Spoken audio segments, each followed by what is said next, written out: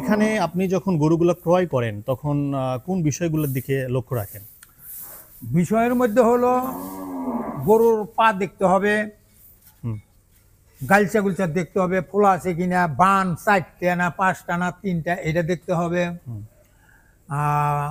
অনেক সময় বাছুর গরুর পা ঠ্যাং খোলা থাকে, বান 5টা থাকে, দুধের বান 5টা থাকে, আবার 4টাও থাকে, একটু বেহা থাকে, তেরা থাকে। 5 বিঘা আছে, 2 বিঘা আছে, যাকে 1 বিঘা 2 বিঘা নিয়ে কিন্তু তার সংসার চলবে না। 2 বিঘা নিয়ে সে যদি 2 বিঘার মধ্যে খাটাখাটনি করে তাহলে কিন্তু তার সংসার চলবে না। আর 1 বিঘা বর্তমান জমির দাম অনেক বেশি, 1 বিঘা বিক্রি করে সে যদি এরকম একটা খামার যদি শুরু করে, সে থেকে উনি আরো অনেক লাভবান, অনেক কিছু করতে পারে, অনেক এগিয়ে যেতে পারে।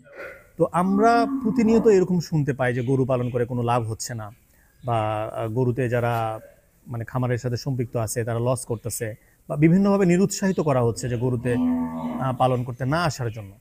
আচ্ছা, আমি একটা উদাহরণ দিই। উদাহরণ হলো, একটা শিক্ষক সে 20 জন ছেলে লেখাপড়া করায়, 20 জন, এর মধ্যে কিন্তু ফার্স্ট কয়জন হয়? 1 জন। এই 20 জনের মধ্যে 1 জন হয়, কারণটা কি? 20 জন হতে পারে না, 10 জন হতে পারে না, কিন্তু সবাই তো সমান বুঝে না। বুঝার তো বিষয় আছে, এই খামারগুলা বোঝারও বিষয় আছে। লাভ লোকসান, লাভের মধ্যে জায়গায় লোকসান, লোকসানের জায়গায় লাভ।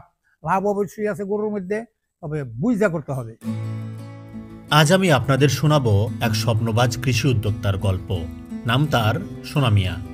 মানিকগঞ্জ সদর উপজেলার বিজুরি গ্রামে 20 বিঘা জমিতে তিনি গড়ে তুলেছেন তার স্বপ্নের কৃষি সাম্রাজ্য, যেখানে 5 বিঘা জলাশয়ে তিনি চাষ করছেন বিভিন্ন ধরনের মাছ। রয়েছে মাছের একটি হ্যাচারি, ছোট্ট একটি মুরগির খামারের পাশাপাশি নানান ধরনের ফল ফসলের ভরা একটি পরিকল্পিত খামার, যার নাম গ্রাম বাংলা ডেইরি খামার। সোনা মিয়ার এই স্বপ্নযাত্রা মোটেও সহজ ছিল না।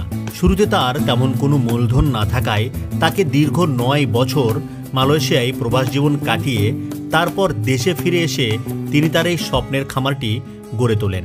তার খামারের মূল আকর্ষণ 50টি গরুর একটি সুপরিকল্পিত ডেইরি খামার, যেই খামারের বর্জ্য দিয়ে তৈরি হয় বায়োগ্যাস, যা রান্নার জ্বালানি হিসাবে ব্যবহার হয়ে থাকে।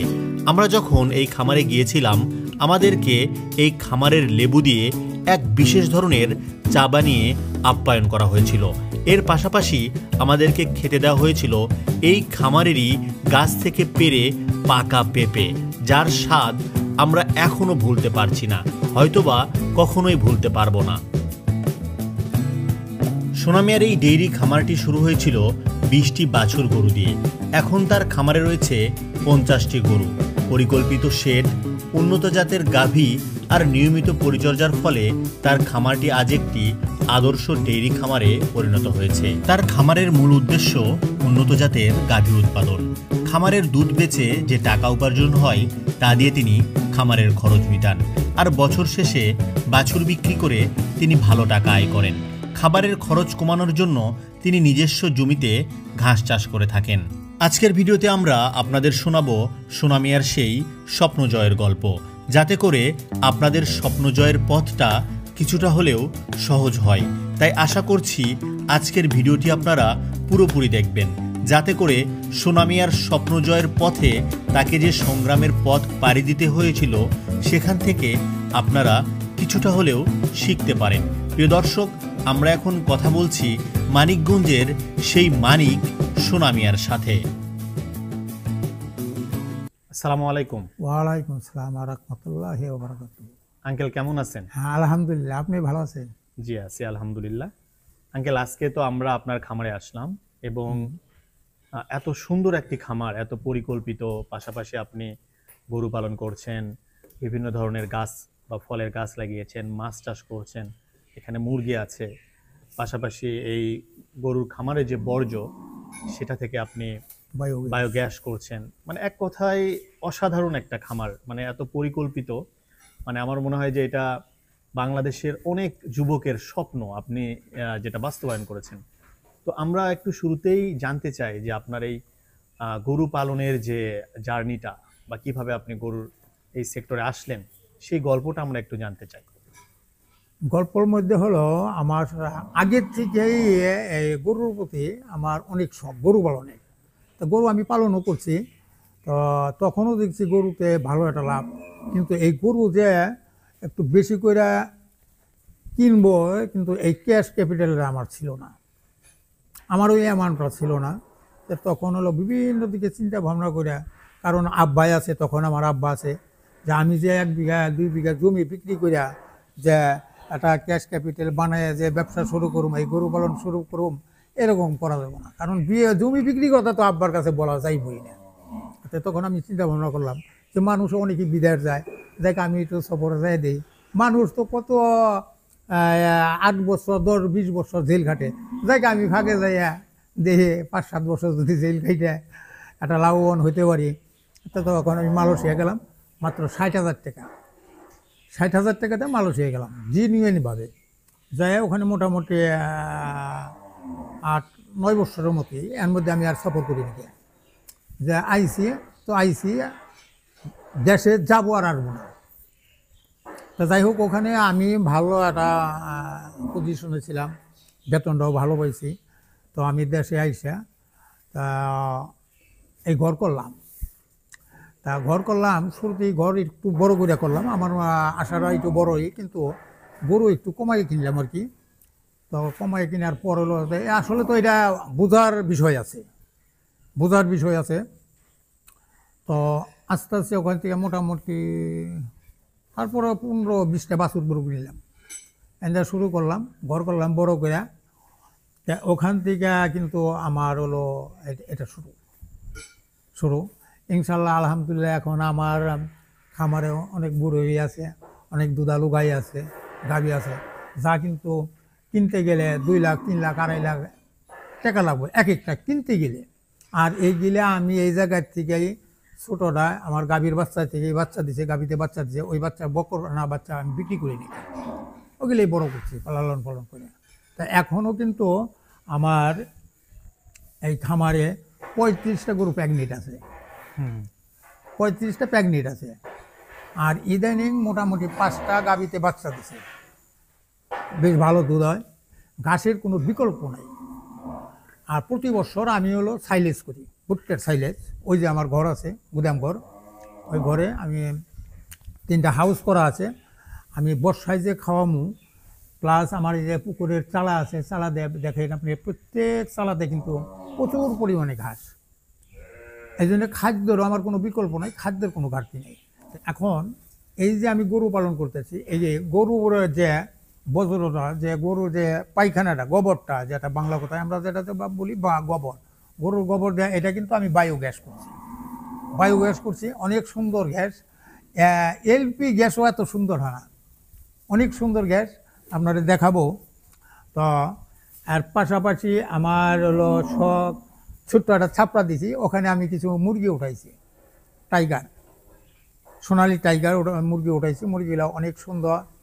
আবার খাবার যে সবজিগুলো, এগুলো আমার কিনে খাইতে হয় না, অনেক সবজি, যেমন লাউ, মিষ্টি কুমড়া, তারপরে আপনার করলা, উস্তা, ধুন্দল, শ্রীচন্দন, এগুলা কিন্তু কোনোটাই তরকারি, বেগুন, টমেটো, সব কিন্তু আমার এখানে হয়, সব এখানে হয়। পাশাপাশি আমার যে মাছের আমি ছোট্ট একটা হ্যাচারি করছি, মাছের হ্যাচারি, তো এখানে পোনা উৎপাদন হয়। তারপরে আমার যে মাছের খামারগুলা, এই খামার মাছের যে পুকুরে যে খাদ্যটা, যে গোবরটা, গরুর যে গোবরটা, এটা কিন্তু আমি সরাসরি পাইপ দিয়ে একেবারে পানি মেরা পুকুরে ফেলাই দিই, এটা মাছের খাবার হয়ে যায় ইনশাল্লাহ। আমার মাছও ভালো, সব মিলাটিলা আমি বেশ মোটামুটি আমার মতো, আমি আল্লাহ পাক আমার অনেক শান্তিতে রাখছো, আমি এই ব্যাপার নিয়ে অনেক হ্যাপি, অনেক খুশি, আলহামদুলিল্লাহ সব দিকে ভালো আছি। আচ্ছা আঙ্কেল, আপনার এই সফলতার গল্প শুনে আমরা খুবই অনুপ্রাণিত হলাম, এবং আমরা অত্যন্ত খুশি যে আপনি অনেক ভালো আছেন, এবং যেটা বললেন যে আপনি দীর্ঘদিন প্রবাস জীবন কাটিয়েছেন, সেখান থেকে এসে আপনার একটা স্বপ্ন ছিল, আপনি সেটা বাস্তবায়ন করতে পেরেছেন। স্বপ্ন তো অনেকেরই থাকে, কিন্তু সেটা কিন্তু সবসময় বাস্তবায়ন করা যায় না, যায় না বা করতে পারে না, সেই দিক থেকে আপনি অনেক ভাগ্যবান। তো আমি আপনার কাছ থেকে বেশ কিছু বিষয় জানার চেষ্টা করব, কারণ হচ্ছে আমাদের দেশের বড় সংখ্যক মানুষজন এখন, যারা বিশেষ করে শিক্ষিত তরুণ, এছাড়াও আপনার মতো যারা প্রবাসী আছে তারাও কিন্তু একটা সময় দেশে ফিরে আসতে চায়, এসে একটা খামার বা এরকম কৃষিকাজে কিছু একটা করতে চায়, কিন্তু তারা আসলে সঠিকভাবে বুঝতে পারে না যে কিভাবে তারা করবে। কিন্তু আপনি কিন্তু আমাদের সামনে একজন উজ্জ্বল দৃষ্টান্ত, আপনি দেখিয়েছেন যে কিভাবে সফল হতে হয়। তো শুরুতেই আমি আপনার কাছ থেকে জানবো যে এখন আপনার যে এই খামারটা আছে, এখন এই খামারটার বয়স কতদিন হচ্ছে? আমার এই খামারের বয়স মোটামুটি 7 বছরের মতো। 7 বছরের মতো হচ্ছে। 7 বছর। তারপরে কিন্তু আমি কিন্তু ই করা নিবন্ধনী করা আমার খামার কিন্তু আপনারও ওই যে ওখানে সাইনবোর্ড আছে, হ্যাঁ। গ্রাম বাংলা ডায়েরি ফার্ম, আচ্ছা। এটা নিবন্ধনী করছি আমি। আর আমি সরকারিভাবে ডাক্তার, যে কোনো সমস্যা হলে আমি ডাক্তারের কাছে ভালো একটা হেল্প পাই। আর গরুর যে ভ্যাকসিনগুলো এগুলো আমি নিজেই করি, নিজেই করতে কিন্তু আগে তো আমি করতে পারতাম না, এখন কিন্তু আমি নিজেই পারি। এটা এগুলো দেখতে শিখছেন। দেখতে এটা আলহামদুলিল্লাহ আমার আর কোনো সমস্যা নেই। আসলে এটা ব্যবসা করতে গেলে হুট করে বড় করা যায় না, ছোট করে করলে, যেমন আমি 10টা গরু নিয়ে করলাম, আমি বুঝলাম কেমনি কি এটা সেটা, হ্যাঁ, রোগ বালাই এর মধ্যে বহুত আছে, কিন্তু কিছু জানা থাকলে কোনো সমস্যাই নেই। ডাক্তারের কাছে বর্তমান ডিজিটাল ফোন দিলে পরে বিস্তারিত সব কিছু ডাক্তারের কাছে থেকে জানা যায়, শোনা যায়, বোঝা যায়। এদিকে এগিয়ে আছে দেখ, তা আসলে ব্যবসা এরকমই। আচ্ছা, এখন গরু আছে আপনার এখানে 50টার মতো, তাই না? হুম। আর অধিকাংশ গরুগুলাই তো আপনার হচ্ছে মানে গাভী বা ডেইরির জন্য, দুধ উৎপাদনের জন্য। হ্যাঁ, দুধ উৎপাদনের জন্য। আচ্ছা, এখানে যে গরুগুলো আপনি কিনেছেন এগুলা কি জাতের গরু? এগুলো হলো আপনার এই করস আছে, হ্যাঁ। ফিজিয়াম আছে, হ্যাঁ। ঝাড়চি আছে, হ্যাঁ। আবার এর মধ্যে 2-3টা গাভী আছে, এটা আমার খামারের থেকে এই গাভীতে বাচ্চা দিচ্ছে, এগুলো দেশাল, এগুলো আমি ছাড়াই করে দেবো আর কি। আচ্ছা আচ্ছা। এগুলো পালাম না, কারণ হলো আমার যে গাভীর দুধ বেশি হয় ওই গাভীর বাচ্চাও ভালো হয়। আর এই যে আমার একটা গাভী কয়েকদিন আগে বিক্রি করছে, ওটা গতকাল ওরা দুধ বাইর করছিল 12 কেজি, আচ্ছা। একটা থেকে 12 কেজি। আচ্ছা, 12 কেজি দুধ হলে পরে 12 কেজি দুধ হলে আমি 2 কেজি মাইনাস করলাম 10 কেজি, তো 10 কেজি দুধ যদি একটা গাভীতে হয় তাহলে 10টা গাভী পারলে কত হয়? 100 কেজি। 100 কেজি 2.5 মণ। আমার এখানে খামারে কিন্তু লোক আছে কয়জন? 3 জন, আমার দেওয়া 4 জন, ঠিক আছে? তাতে মনে করেন যে এই দুধ বেচলে বেতন টেতর গরুর খানা টানা, এই 10টা গরুর খানা কিন্তু হয়ে দেবো গা, সবটির হিসাব না, আমি কিন্তু 10টার হিসাব আপনাকে দিতেছি। আচ্ছা, তো তারপরেও কিন্তু এখানে আমার লাভ থাকবো, বোনাস হিসাবে একটা বাছুর থাকবো। দুধ ছাড়া হইলেই আমার একটা বাছুরের দাম 1 লাখ টাকা। এই যে বাছুর দেয়, এই যে বাছুর 4 মাস বয়স, এই বাছুরের 4 মাস বয়স। এখন বিক্রি করতে গেলেও মনে করেন এই বাছুরটা আমি আশাবাদী কমপক্ষে 1 লাখ টাকা দেবো, অর্ধেক সাইজ পাইজ, অর্ধেক সৌন্দর্যটা সেরকম। আর বর্তমান হলো মাংসের হলো দাম।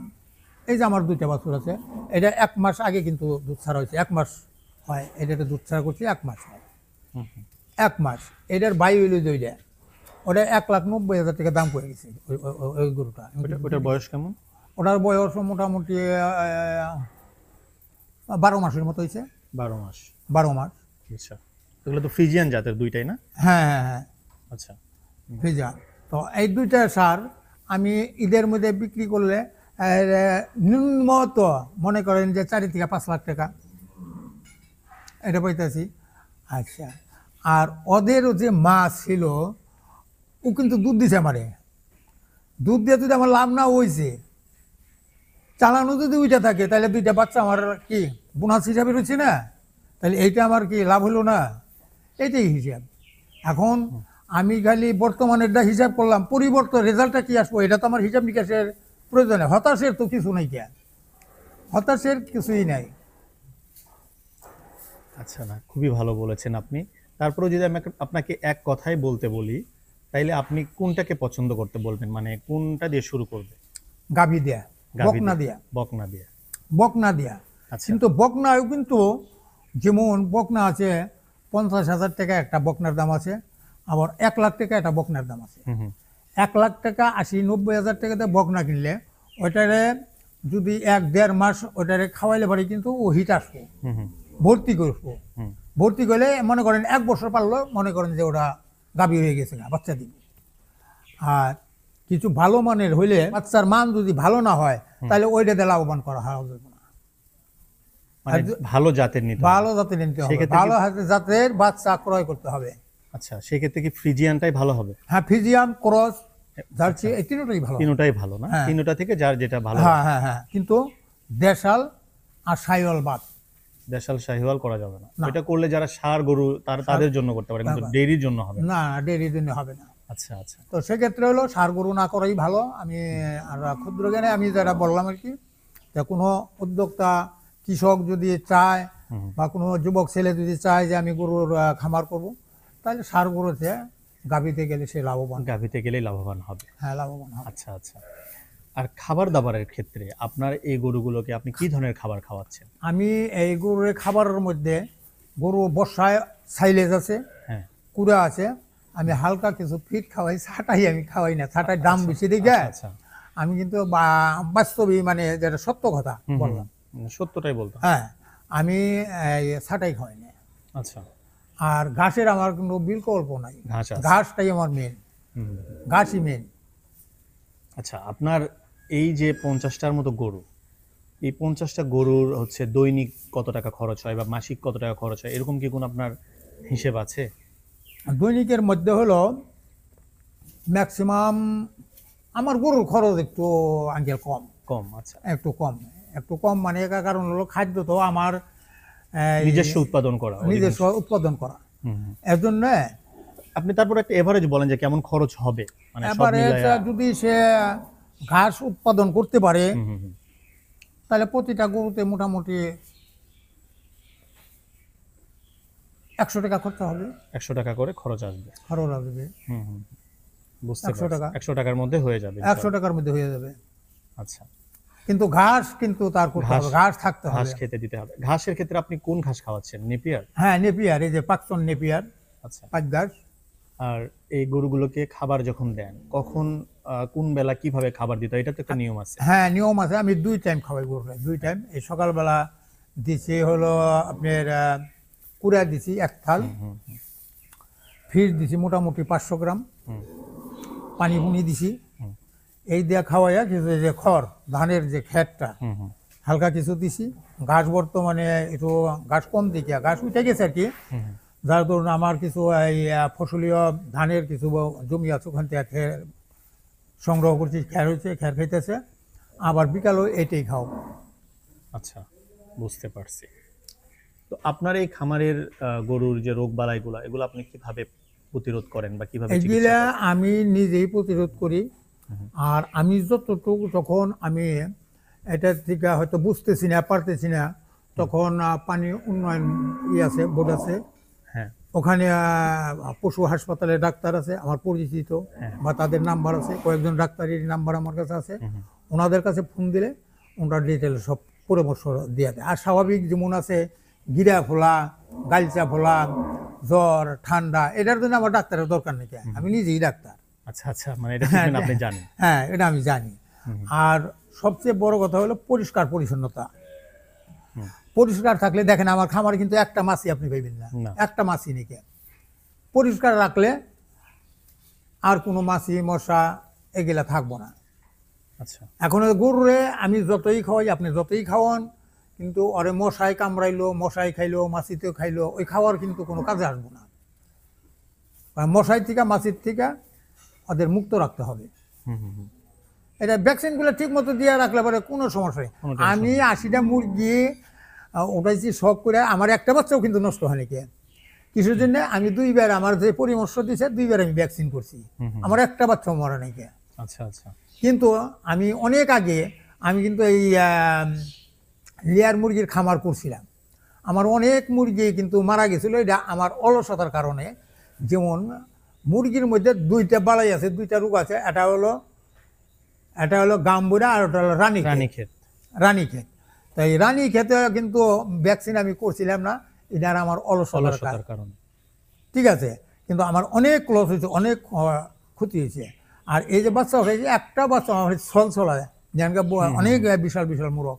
আমি একটা মুরগ বিক্রি করি রেখে খাইতেছি, আবার ছেলের মানিকগঞ্জ থাকে ওদের দিতেছি, মেয়ে জাহাঙ্গীরনগর ভার্সিটিতে লেখাপড়া, ওরা মাঝে মধ্যে পাঠাই দেয়। আলহামদুলিল্লাহ, আমি আল্লাহ পাক আমার অনেক শান্তিতে রাখছে, আমি অনেক হ্যাপি। আমি যতটুকুই আল্লাহ পাক আমার কোনো দিছে বা তৌফিক দিছে, আমি আল্লাহর কাছে লাখো কোটি শুকরিয়া। আচ্ছা, তার মানে সবকিছু মিলাইয়া যেটা আপনি বলতে চাচ্ছেন সেটা হচ্ছে যে আসলে যত্ন করলে আসলে ভালো কিছু হবে। হ্যাঁ, যত্ন করলে আমি সবসময় কিন্তু আমি আমার খামার রাইগা আমি কোথাও আমার যাই আমার ভালো লাগে না, আমার মন ঠিক না। কিন্তু আচ্ছা আচ্ছা। আমি সকালে আসি, সন্ধ্যায় আমি বাড়ি যাই, আমার বাসায় যাই। বাসায় গেলে পরে কিন্তু আমি সকালে ফজরের নামাজ পড়ে কিন্তু আমি মোটরসাইকেল টানতে আমার খামারে আসি। আমি আচ্ছা আমার আচ্ছা, খামারে না আসলে আমার ভালো লাগে না। বুঝতে পারছি। আর আমার পুকুরের মাছ তো আপনারা দেখাইছি, হ্যাঁ হ্যাঁ হ্যাঁ, অনেক দেখলাম। সুন্দর মাছ না? অনেক সুন্দর, অনেক বড় বড়। আপনি এই এলাকা ঘুরে দেখবেন যে কোনো পুকুরে এরকম এই ধরনের মাছ এই নেই। ধরনের মাছ না, ঠিকই বলেছেন। আমাদের দেশের যারা যুবক বা যারা পড়ালেখা শেষ করে এরকম কৃষির সাথে সম্পৃক্ত হতে চাচ্ছে, তাদেরকে আপনি কি পরামর্শ দিবেন যে তারা কিভাবে শুরু করলে সফল হতে পারবে? যেহেতু আপনার একটা বিশাল অভিজ্ঞতা রয়েছে, এই অভিজ্ঞতার ভান্ডার থেকে আপনি যদি আমাদের দর্শকদের উদ্দেশ্যে বা যারা খামার তৈরি করতে চায় তাদের উদ্দেশ্যে কিছু বলতেন। আমি তাদের উদ্দেশ্যে বলবো, আসলে লেখাপড়া আমি যতই করি, যদি আমার অ্যামাউন্ট না থাকে, ক্যাশ ক্যাপিটাল যদি না থাকে, তাহলে কিন্তু আর আমি লেখাপড়া করলাম, আমি চাকরিতে গেলে বা সরকারি হোক বেসরকারি হোক চাকরিতে গেলে পরে কিন্তু যাকে আমার একটা প্রফিট আসবে। ওরকমই ব্যবসা করতে গেলে কিন্তু একটা অ্যামাউন্টের দরকার আছে। অ্যামাউন্ট যদি না থাকে তাহলে এইটা তার যেভাবে হোক একটা মাথায় থাকতে হবে যে আমার 5 লাখ টাকা 10 লাখ টাকা কীভাবে আমি ক্যাশ করতে পারি, এই চিন্তা ভাবনা তার থাকতে হবে।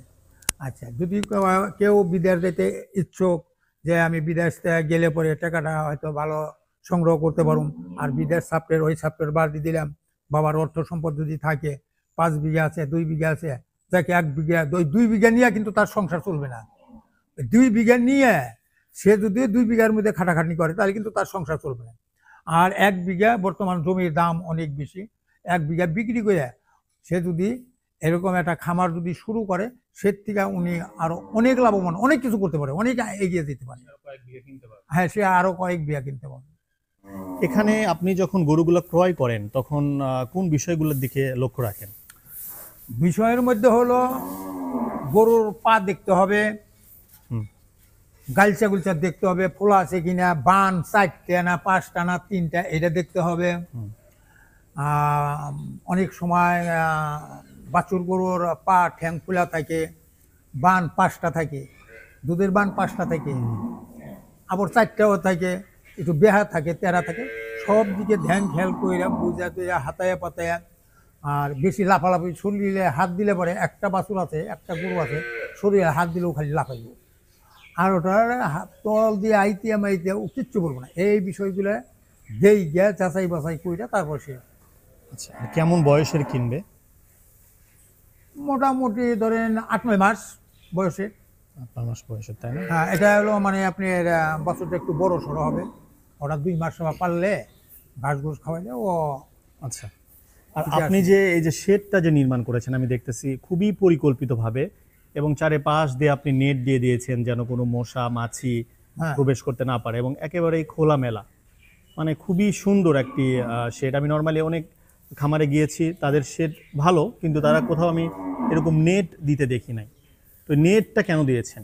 নেট দেওয়ার উদ্দেশ্য হলো, যেমন এই বৃষ্টি আসলে বৃষ্টি ঢুকবো না, হুম, মশা ঢুকতে পারবো না। দেখেন, মশা ঢুকতে পারবো না, মশা কিন্তু ওই চালের ভিতরে ঢুকবো না, মশা বিশেষ করে নিচ দিয়ে ঢুকবো। আর একটা বিষয় হলো মাছি ঢুকতে পারবো না। এই হলো নেটের কার্যকারিতা। আর একটু বাতাস ছাড়লে, এই নেট দিলে কিন্তু বাতাস লাগবে না। এই যে শীতের সিজন আসছে, আমার ঘরে কিন্তু কোনো বেড়া নাই, আমি পলিথিন দিয়ে দেবো, আমার পুরো ঘর হিট হয়ে দেবো। আর পিছন দিয়ে দেখেন কত জায়গা রাখছি আমি। আমার গরুর যে গোবরটা ওটা পাশে বেলটা দেয়, টান দিয়ে রেখে দেবো। আর প্রতিটা ফ্লোরে কিন্তু আমার কোনো পানি জমা নাই, কোনো পেশাব জমা নাই, একবারে ক্লিয়ার পরিষ্কার। মানে আমি আর এই সেটটা করবো দেয়, কিন্তু আমি কি বনতা করিনি কে এরকম যে আমার গরু, আমি একটা গরু পিছন দিয়ে বের করবো, আবার পিছন দিয়ে ঢোকাবো, এরকম একটু জায়গা না থাকলে কিন্তু সমস্যা। আচ্ছা, আর এই যে মাঝখান দিয়ে যে রাস্তাটা রাখছি, এটা হলো গরুরে মানে খাবার দেওয়ার জন্য। তো শেড নির্মাণ করার ক্ষেত্রে আপনি কোন বিষয়গুলো লক্ষ্য রেখে শেড নির্মাণ করতে বলবে? আমি যে গুঁড়াটা দিছি, এই যে চারটা দিছি, এরকম চার না দিয়ে গুল চার বসাই দিব, ব্যয়বহুল কম হবে। আমার ওই যে উত্তরে একটা আছে, সেট আছে উত্তরে সেটে গেলে আপনি বুঝতে পারবেন ওই ধরনের করলে। আর এইভাবে করতে গেলে অনেক ব্যয়বহুল হবে। আর উত্তরে যে সেটটা আছে ওটা নর্মালি সেট, ওটা গরু খায়ও আরাম, সব দিকেই আরাম। আমি এটা যদি কোনো উদ্যোক্তা, কোনো কৃষক যদি করতে চায়, আমি এইভাবে করতে পারি, নিষেধ করি। আচ্ছা, তার মানে আপনি বলছেন যে এটা একটা মোটামুটি ভুল হয়েছে আপনার। হ্যাঁ, যেহেতু এটা আমার আপনার ভুল হয়েছে। চার কোণার মতো করে করা, বাট আপনি বলছেন যে এটা গোল করে করা। হ্যাঁ, আর এখানে চার বসাইলে বসাইলে খাইবো, আর খাদ্যটা কিন্তু নিচ পেলে যাইবো, নিচে বলা যাবে। হ্যাঁ হ্যাঁ। আর এটা কিন্তু চার পাশে লাগিয়ে থাকে, খাবার অনেক অপচয় হতে পারে। আপনারা দেখুন প্রিয় দর্শক, উনি বলছিলেন কিন্তু আমার খাবার কোনো অপচয় হয় না, বা অপচয় আমি করিও না। আর গরুর কিন্তু আমি অতিরিক্ত খাই না, ও আর দিলেও খালি খাইবই, কিন্তু ও শুইতে পারবো না, কাজ হবে না, শুইতে হবে গরু শুইতে হবে। আর ওরা যদি খালি খাওয়াইলে আমি শুইলো না, তাহলে ওই খাওয়ার কোনো দাম নেই। আমি খাবারের মধ্যে একটা মাপঝুকের বিষয় আছে, এটা আস্তে আস্তে সবই সম্ভব, অসম্ভবের কিছুই নেই। আচ্ছা আচ্ছা আচ্ছা আঙ্কেল, আমরা দীর্ঘক্ষণ কথা বললাম, তো এখন আমরা গরু পালন সম্পর্কে একেবারে শেষ প্রশ্ন আপনাকে করব। এরপরে আমরা আপনার হচ্ছে মাছ পালন বা আপনার হচ্ছে বাগান নিয়ে কথা বলবো। তো আমরা প্রতিনিয়ত এরকম শুনতে পাই যে গরু পালন করে কোনো লাভ হচ্ছে না, বা গরুতে যারা মানে খামারের সাথে সম্পৃক্ত আছে তারা লস করতেছে, বা বিভিন্নভাবে নিরুৎসাহিত করা হচ্ছে যে গরুতে পালন করতে না আসার জন্য। তো আসলে অবশ্যই হয়তো কিছু মানুষ লস করতেছে, তো তারা আসলে কেন লস করতেছে? আচ্ছা, আমি একটা উদাহরণ দিই। উদাহরণ হলো, একটা শিক্ষক, সে 20 জন ছেলে লেখাপড়া করায়, 20 জন, এর মধ্যে কিন্তু ফার্স্ট কয়জন হয়? একজন। এই 20 জনের মধ্যে একজন হয়, কারণটা কি? 20 জন হতে পারে না, 10 জন হতে পারে না, কিন্তু সবাই তো সমান বুঝে না। বুঝার তো বিষয় আছে, এই খামারগুলা বোঝারও বিষয় আছে। লাভ লোকসান, লাভের মধ্যে জায়গায় লোকসান, লোকসানের জায়গায় লাভ। লাভ অবশ্যই আছে গরুর মধ্যে, তবে বুঝা করতে হবে। লাভ হবে না কেন? আমার লাভ হইলে আপনার লাভ হবে না কেন? আচ্ছা, মানে তাদের জানার বা বোঝার, হ্যাঁ, জানা এবং বোঝার অবশ্যই ঘাটতি আছে। যে কথাটা বললাম, আপনি গরুরে যতই খাওয়ান, আমি যতই খাওয়াই, এটার যদি কৃমি মুক্ত না রাখি, এটা কিন্তু মেইন একটা জিনিস। আপনি টানবেন সামনে পাইলে, আর কৃমিতে টানবো পাশ পাইলে। একটা পিকচারে দেখছিলাম, ছবিতে দেখছিলাম, কৃমিতে পাশ পাইলে টানতেছে, আর কৃষকে হলো সামনের দিকে টানতেছে। আমি গরুরে যতই খাওয়াই, কৃমি মুক্ত রাখতে হবে, এবং কৃমি মুক্ত রাখলে মুখে রুচি থাকবো, খাদ্যর কোনো অপচয় করা যাবে না, বা অপচয় হবে না, মুখে রুচি থাকবো। লাভ অবশ্যই হবে, লাভ হবে না কেন? আমি যে কথাটা বললাম, যে সব দিকে ধ্যান খেয়াল রাখা নেবো, পাশাপাশি ঘাসের কোনো বিকল্প নাই, ঘাস খাত করতে হবে, খড় খাত করতে হবে। আর যে কুড়া ছাটাই, এগুলা, যে কুড়ার মধ্যেও কিন্তু অনেক ধরনের কুড়া আছে, ধুলা কুড়া আছে, কিন্তু ধুলা কুড়া আমি অরিজিনাল মেলের কুড়া খাওয়াই, ছাটাই খাওয়াই না। আচ্ছা প্রিয় দর্শক, আপনারা দেখুন আঙ্কেল আমাকে যেটা বলছিলেন তখন, যে আসলে গরু পালন করতে গেলে এইভাবে আসলে গরুর খাওয়ানোর যে জায়গা, সেটা এভাবে প্রস্তুত করতে হবে, এরকম গোল করে। কিন্তু এখানে আপনার মানে খড় কিভাবে খাবে? খড়ে এই চারের মধ্যে দিব, এখানে দিব, ওখান থেকে খেতে পারবে? হ্যাঁ, এখান থেকে খাইতে পারবো, এখান থেকে খাইতে পারবো। এবং পরিষ্কার পানি দিয়ে আপনার পানি একসাথে দৌড়লে পরে সব এই চারের মধ্যে খাদ্য দিলে নিচে দিয়ে খাইবো, উপরে দিয়ে খালি নিচ পেলে নামবো। কিন্তু হ্যাঁ, যেহেতু নিচ দিকে আপনার হচ্ছে একটু ইয়ে করা আছে, ডাউন করা, ও খাইবো, আর চতুর্দিকে নিচ পেলে যায়। আর ওই চার কোন জায়গাটা দেখলেন, ওরা চার কানিতে কিন্তু বাইজা থাকে, গরু খাইতে একটু সমস্যা হয়, আর এটার সুবিধা। এখানে এই গরুটা আলাদা করার কারণ কি? এটা কি অসুস্থ একটু? হ্যাঁ, এই গরুটা হলো আমার কি করেছিল, ওর কিন্তু প্রেগনেন্ট ছিল, বাচ্চাও মানে ছিল, প্রেগনেন্ট ছিল না? হ্যাঁ, ছিল। ও আসার খেয়ে ওর বাচ্চাটা মারা গেছে। এই একটু মল টল আছে, এর জন্য ওরে আলাদা জায়গায় রাখছি। আজকে ওই খামারে ঢুকাম আর কি। আচ্ছা, এটাও কিন্তু খুবই গুরুত্বপূর্ণ যে একটা গরু যদি অসুস্থ হয়, তখন সেই গরুটাকে আলাদা করে রাখা, যেন রোগ বালাই যেন না ছড়িয়ে যায়। প্রিয় দর্শক, এই ছোটখাটো বিষয়গুলাই কিন্তু অনেক বড় পরিবর্তন নিয়ে আসে। আপনারা দেখুন যে এখানে এই গরুটা একটু অসুস্থ হওয়ার কারণে তিনি কিন্তু এখানে তাকে আলাদা করে রেখেছেন, এবং এখান থেকে মেইন খামারটা কিন্তু মোটামুটি কয়েক হাত দূরে হবে মোটামুটি, তারপরেও 20-30 হাতের বেশি হবে। উনি কিন্তু এখানে আলাদাভাবে এই গরুটাকে যেটাকে বলা যায় যে কোয়ারেন্টাইনে রেখেছেন, যেন গরুটা সুস্থ হয় এবং একে আলাদা করে যত্ন নেওয়া যায় এবং এখান থেকে কোনো রোগ বালাই না ছড়ায়। সোনা মিয়া শুধুমাত্র তার নিজের স্বপ্ন পূরণ করেই থেমে থাকেননি। আগামীর প্রজন্মের জন্য তিনি রোপণ করেছেন 100টি খেজুর গাছ। আমরা সেই গল্পটি শুনব স্বদেশ এগ্রোর পরবর্তী ভিডিওতে।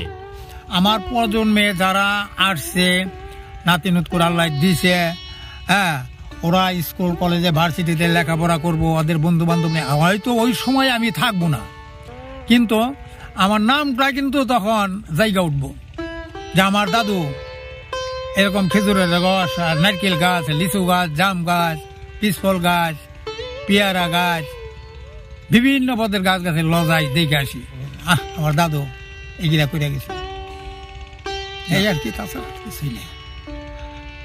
এগুলা আমার অনেক আগের স্বপ্ন যে আমার নামটা জানি থাকে। আমি আজও অনেক পরিশ্রম করি আঙ্কেল, অনেক পরিশ্রম করি, সেটা হলো আমার সাফল্যের দিকে, যাতে আমি লাভবান হতে পারি।